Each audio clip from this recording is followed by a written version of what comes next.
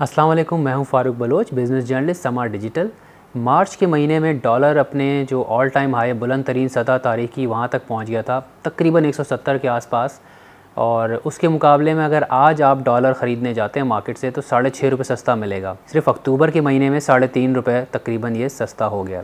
हमने जो last video की थी उसको भी टाइम हो गया और उसके बाद से आउटलुक अब हमें चेंज होता हुआ नज़र आ रहा है। तो इसलिए हम आज की वीडियो में जायज़ा लेंगे कि डॉलर क्यों नीचे जा रहा है और मज़ीद कितना नीचे जा सकता है। अगर डॉलर जो है उसकी सप्लाई मार्केट में ज़्यादा होगी, लोग सेल ज़्यादा कर रहे होंगे, तो डॉलर कंट्रोल में रहेगा या सस्ता भी हो सकता है। और अगर उसकी शॉर्टेज हो जाए और बाइंग हो रही हो तो फिर डॉलर महंगा हो जाता है। क्योंकि हालिया अरसे की अगर हम बात करें उसमें डॉलर सस्ता हुआ है तो इसका मतलब ये है कि शायद सेलिंग ज़्यादा हो रही है। अच्छा, मुख्तलिफ़ वजूहात बताई गई हैं मुझे, मैं आपसे सारी शेयर करता हूँ और उसमें मैं पॉइंट आउट भी करूँगा कौन सी थ्योरीज़ मुझे ज़्यादा एज ए जर्नलिस्ट मुझे लगता है कि ज़्यादा स्ट्रॉन्ग है, जिनमें जान है। इंटरनेशनली डॉलर के प्राइस जो हैं वो कम हुए हैं। जो स्पॉट प्राइस है अगर उसका ट्रेंड देखें पिछले 1-1.5 महीने का, तो डॉलर नीचे आया है।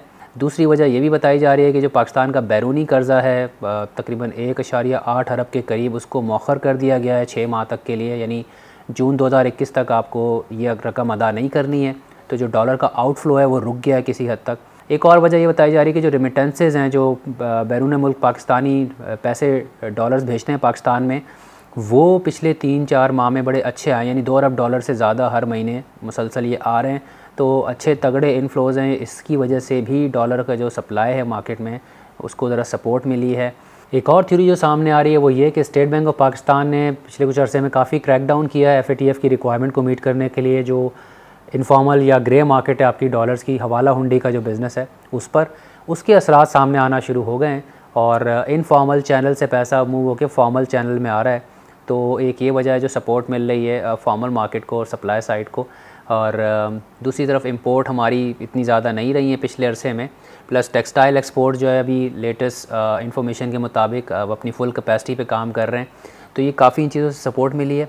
और एक थ्योरी ये भी आ रही है कि अब जो लोग पाकिस्तान में फ़ॉरेन करेंसी अकाउंट में डॉलर जमा कराने जाएंगे उनको पहले अप्रूवल चाहिए होगा।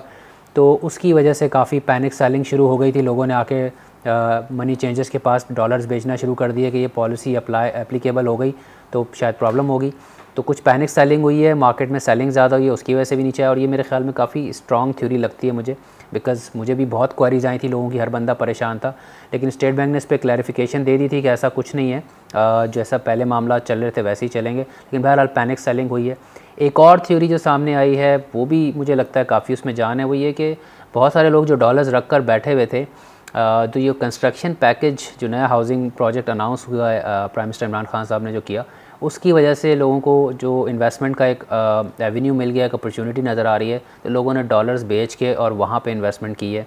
अब आ जाते हैं जी सबसे अहम सवाल पर कि 163 से नीचे गिर गया, अब मज़ीद कहाँ जाएगा और कितना गिरेगा। तो जो मेरी 6-7 लोगों से बात हुई, मेजॉरिटी का तो मानना यही है कि शॉर्ट टर्म में, यानी अगले चंद हफ्तों में, आप 1 महीना कह सकते हैं, डॉलर चढ़ता हुआ तो नज़र नहीं आ रहा, यानी ऊपर जाता हुआ नज़र नहीं आ रहा। और जिस तरह चीज़ें चल रही हैं अगर ऐसे चलती रहीं तो शायद 1 महीने में ये मज़ीद 2-3 रुपये गिर जाए, 160 रुपये तक भी आ जाए।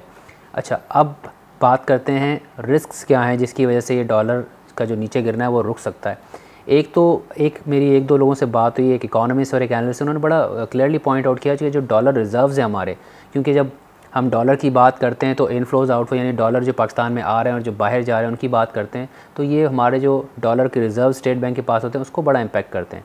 अगर मुल्क से डॉलर ज़्यादा बाहर जा रहे होते हैं तो रिज़र्व से प्रेशर होता है, वो गिरना शुरू हो जाते हैं, और मुल्क के अंदर आ रहे होते हैं तो बढ़ना शुरू हो जाते हैं। अब डॉलर तो कम हो रहा है एक तरह से, लेकिन हमारे जो रिज़र्व्स हैं वो वहीं के वहीं खड़े हैं, वो इम्प्रूव नहीं हो रहे हैं। यानी पिछले 1.5 साल पहले शायद 6 अरब डॉलर तक आ गए थे, उसको डबल करके ये 12, 12.5 और इनफैक्ट एक पॉइंट पे शायद इसी साल में 13 अरब डॉलर तक भी ले गए थे, लेकिन फिर नीचे आ गए हैं और ऐसा लग रहा है कि वो 12, 12.25 अरब डॉलर तक ही हैं।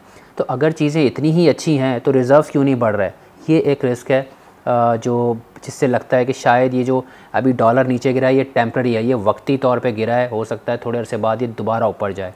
अच्छा जी, दूसरी बात, एक तो बहुत ज़्यादा तेज़ी से नहीं गिरेगा, उसकी वजह यह है कि हुकूमत की शायद पॉलिसी भी रही है स्टेटेड के ये एक्सपोर्टर्स को जितना सपोर्ट कर रहे हैं, तो ये नहीं चाहेंगे, स्टेट बैंक भी नहीं चाहेगा कि एकदम से डॉलर ज़्यादा गिर जाए तो हमारी एक्सपोर्ट्स मुतासर हो जाएं, क्योंकि डॉलर नीचे गिरने से जो है एक्सपोर्टर्स जो हैं उनको नुकसान होता है, उनके लिए ये चीज़ सही नहीं है। तो दूसरी तरफ स्टेट बैंक के लिए भी अपॉर्चुनिटी है कि अगर डॉलर सस्ता होता है तो स्टेट बैंक जो है बाइंग कर सकता है। हालांकि कुछ लोग कह रहे हैं IMF की पॉलिसी के मुताबिक स्टेट बैंक बाइंग नहीं कर सकता, बट स्टेट बैंक चाहे तो कर भी सकता है। और अगर वो बाइंग करके इस मौके का फ़ायदा उठाता है कि डॉलर सस्ता है और मार्केट से डॉलर ख़रीद के अपने रिज़र्व्स बिल्ड करना शुरू करता है, तो उस सूरत में भी डॉलर जो नीचे गिर रहा है वो रुक सकता है। अगर तो आप डॉलर ख़रीद रहे हैं इस नीयत से कि आपको इन्वेस्ट करना है, या इस नीयत से कि आप हेज कर रहे हैं अपने आप को, यानी आपको अगले साल पढ़ने जाना है या कोई फ़ॉरेन टूर मारना है आपने जिसमें आपको डॉलर ख़रीदने पड़ेंगे, आपको डर है ये महंगा हो जाएगा और अभी सस्ता हुआ मैं ख़रीद लेता हूँ, तो उसमें मेरी मार्केट में भी लोगों से बात हो रही थी, पास वीडियोज़ में मैं भी सजेस्ट करता रहा हूँ कि कोई भी इन्वेस्टमेंट करें तो एक ज़रा बैंक्स के जो प्रॉफिट रेट्स होते हैं उनको देख लिया करें एक नज़र।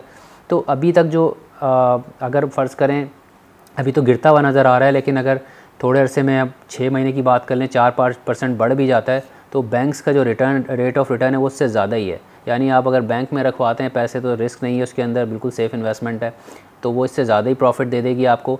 तो it's not a good idea कि आप डॉलर में इस वक्त इन्वेस्ट करें ये सोच करके ये बढ़ जाएगा, इतना रिटर्न नहीं देने वाला। दूसरी तरफ डॉलर में एक और नुकसान भी होता है कि जब आप डॉलर ख़रीदने जाते हैं तो भी जो आपकी ट्रांजैक्शन कॉस्ट है, आपको वो जो हायर वैल्यू है उस पर ख़रीदना पड़ता है, और फिर जब आप बेचने जाते हैं तो आप लोअर वैल्यू पे बेचते हैं, क्योंकि मनी चेंजर्स दोनों तरह से आपसे मुनाफा कमाता है। तो डॉलर के रेट में अगर आपको थोड़ा बहुत बेनिफिट मिल भी रहा है तो ट्रांजैक्शन कॉस्ट में आपको वहाँ थोड़ा नुकसान हो सकता है। उसकी निस्बत अगर आप पैसे अपने पाकिस्तानी रुपीज़ जो है वो कहीं बैंक में रखवाते हैं जहाँ पे अपसाइड है, लाइक अभी भी 7% से ऊपर है रेट, तो आप अगर डॉलर बाद में बढ़ भी जाता है 4-5%, फिर भी आपको वहाँ पे डॉलर के मुकाबले में ज़्यादा ही फ़ायदा होगा। अब जहाँ तक बात है आपको बेचना है कि नहीं बेचना, देखें आप जो प्रोजेक्शन अभी शॉर्ट टर्म की नज़र आ रही है वो तो यही नज़र आ रही है कि डॉलर शायद थोड़ा सा और 1-2 रुपये नीचे चला जाए। अब आपको बेचना चाहिए, अगर आपको फ़ौरन ज़रूरत है तो maybe it's a good time to sell, क्योंकि आप 1-2 रुपये का नुकसान उठाएं, उससे बेहतर है बेच दें। और अगर आपको फ़ौरन ज़रूरत नहीं तो रोक के बैठे रहें, क्या ज़रूरत है बेचने की, क्योंकि ज़्यादातर लोग ये कह रहे हैं ये टेम्प्रेरी है, ये कोई लंबा अर्सा है, क्योंकि पाकिस्तान में डॉलर गिरता नहीं है। लोग सरप्राइज़ हो रहे हैं काफ़ी, डॉलर गिरता नहीं है, डॉलर चढ़ता ही है। और डॉलर में लॉन्ग टर्म जो लोग, मुझसे अक्सर लोग डॉलर में इन्वेस्टमेंट की बात करते हैं फ़ॉरेन करेंसी में, एक बात ध्यान में रखें कि जो हमारे पाकिस्तानी रुपी और डॉलर का जो एक रिलेशन है वो बेसिकली डिपेंड करता है हमारे यहाँ कितनी इन्फ्लेशन होती है और अमेरिका में कितनी इन्फ्लेशन होती है, उसका डिफरेंस होता है। अगर वहाँ पे हमारी 9% इन्फ्लेशन है, वहाँ 2% है, तो 7% एक साल में जो है वो डॉलर ऊपर जा सकता है। लेकिन लॉन्ग टर्म में, अभी एक एनालिस्ट से मेरी बात हो रही थी, वो बता रहे थे काफ़ी सालों का डेटा अगर उठा के देखा जाए तो ऑन एवरेज एक साल में आपके 5-6% डॉलर जो है वो अप्रीशिएट होता है, इससे ज़्यादा नहीं होता एक साल के अंदर। ये जो 2018 में हुकूमत आने के बाद और 2019 तक जो 30% डॉलर में एकदम से प्रॉफिट मिला, आपको इंक्रीज़ हुआ, ये विंडफॉल था। ये हुआ है पास्ट की गलत पॉलिसीज़ की वजह से, जिसमें आपने डॉलर को रोक के रखा हुआ था और फिर एकदम से छोड़ना पड़ गया, तो वो अच्छा नहीं होता इकॉनमी के लिए, शॉक लगता है इकॉनमी को। आपको ग्रेजुअली इसको डॉलर को इंक्रीज़ करना होता है साल में 4-5%, विच इज़ ओके। तो long term point of view से देखें तो ठीक है, फिर 4 से 5% इसमें आपको रिटर्न आता है। सेलिंग की बात है, आपको मैंने प्रोजेक्शन बता दिया, 1-2 रुपये मज़ीद शायद गिर जाए, लेकिन ये टेम्प्रेरी है, मे बी 4 महीने बाद, 5 महीने बाद। और ये जो पेमेंट डेफर्ड हुई आपकी, कि मौखर कर दिया आपके बैरूनी कर्ज़े, ये आगे जाके आपको पे करने ही हैं। तो जब कोरोना ख़त्म होगा तो ये कर्ज़े आपके सर पे आएंगे। और अनफॉर्चुनेटली जो हमने भी देखा और मार्केट में भी लोग यही बात करते हैं कि जो हम कर्ज़े लेते हैं बैरूनी, IMF से ले लें या जो वर्ल्ड बैंक वगैरह उनसे ले लें, कहीं ना कहीं हम जाके उनको अपने डॉलर रिज़र्व्स, क्योंकि डेफिसिट हमारा बेशक इस साल की मैं बात करूं तो अभी तक फिस्कल ईयर 2021 के अंदर जो करंट अकाउंट है वो आपका सरप्लस में चल रहा है, लेकिन एनुअल बेसिस पे अभी भी आप डेफिसिट में हैं और रिज़र्व्स नहीं बढ़ रहा है। इसका मतलब पैसा, आपके डॉलर वहाँ पे खर्च हो रहे हैं। तो अनफॉर्चुनेटली जब कर्ज़ा लेते हैं वो एक अमानत समझने के बजाय आप उसको जो है वो उधर खर्च करना शुरू कर देते हैं। आपको कल को वापस करना है, क्योंकि आपकी एक्सपोर्ट्स नहीं बढ़ती हैं, फ़ॉरेन इन्वेस्टमेंट नहीं बढ़ती है, रेमिटेंसेस आपकी ठीक है सपोर्ट कर रही हैं, बट उसमें ऐसा नहीं होगा कि डबल हो गई हैं। तो ये सारी चीज़ें आप ध्यान में रखें और उसके बाद अपना डिसीजन लें कि आपको डॉलर में शॉर्ट टर्म इन्वेस्टमेंट करनी है तो क्या डिसीजन होना चाहिए, लॉन्ग टर्म करनी है तो क्या होना चाहिए। और कंपेयर कर लें कि डॉलर में अगर 3-4% आपको प्रॉफिट मिल रहा है तो उसके मुकाबले में इससे बेहतर तो बैंक में मिल रहा है, तो वहाँ भी आप अपने आप को हैच कर सकते हैं और बिल्कुल बगैर रिस्क लिए कर सकते हैं। इस वीडियो के हवाले से अपना फ़ीडबैक हमें ज़रूर दीजिएगा, कमेंट्स की सूरत में, लाइक्स और शेयर्स की सूरत में। अगली वीडियो तक के लिए आपसे इजाज़त चाहूँगा। अपना और अपने प्यारों का ख्याल रखिएगा। अल्लाह हाफ़िज़।